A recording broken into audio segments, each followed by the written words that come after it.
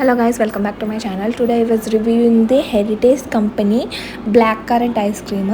So చాలా బాగుంది taste చేశాక, బికాస్ దాని మీద ఉన్న టాపింగ్స్ కూడా నాకు నచ్చినాయి. The flavour is very nice. మీరు టేస్ట్ చేయకపోతే దాని లోపల కోన్ కింద ఉన్న చాక్లెట్ కూడా చాలా యమ్మీగా ఉంది. కోన్ కూడా బాగుంది. The cost is 40 rupees guys. So నేను ఇప్పుడు దాకా చాలా తక్కువగా తిని ఉంటాను బ్లాక్ కరెంట్ ఐస్ క్రీమ్. ఎక్కువగా నేను బటర్ స్కాచ్ ప్రిఫర్ చేస్తాను.